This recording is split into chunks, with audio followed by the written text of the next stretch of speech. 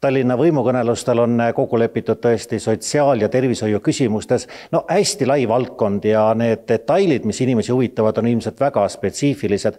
Aga kuidas koalitsiooni kõnelejad ise sõnastaksid selle idee, milles siis kokku lepiti?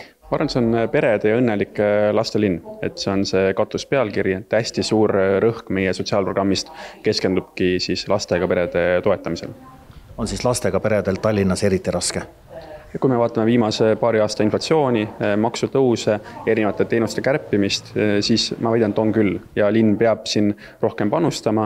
See ei ole ainult raha jagamine, vaid see on erinevate teenuste olemasolu. Ma arvan, et see on kaks sõna, see on hooliv Tallinn, mis tähendab seda, et iga abivajaja, sest täna oli ju sotsiaal- ja tervis, saavad abi täpselt sellel hetkel, kui nad vajavad, täpselt sellist teenust, nagu nad vajavad, ja see on kliendikeskne ehk siis inimese sõbralik. Tallinna suure uue haigla ehitamisega minnakse edasi, aga juhul kui riik annab raha.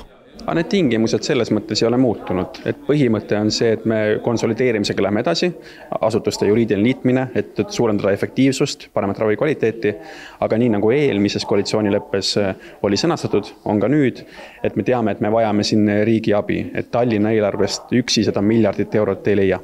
Kuivõrd on see nüüd aga häälte ostmise plaan või vähemalt kampaania Riigikogu valimisteks sotsiaalkorteriteni välja, et näete, meie teeme, aga riik ei suuda? Ma arvan, et inimesed valivad ikkagi siis seda lootust või seda ettekujutlust, et elu läheb paremaks.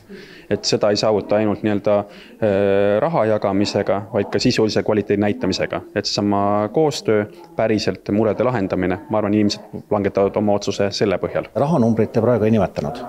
Jaa, rahanumbreid me ei nimetanud, et need me vaatame üle siis, kui kõik teemad on laualt läbi käinud, sellepärast, et eelarve lõpuks peab olema vastutustundlik ja ilmselt tuleb siin ka teha veel kompromisse. Kui ma täna ütleksin teile, et me teeme ühte teist ja tõstame toetust kosmosesse, siis ma arvan, et see ei oleks väga vastutustundlik minust.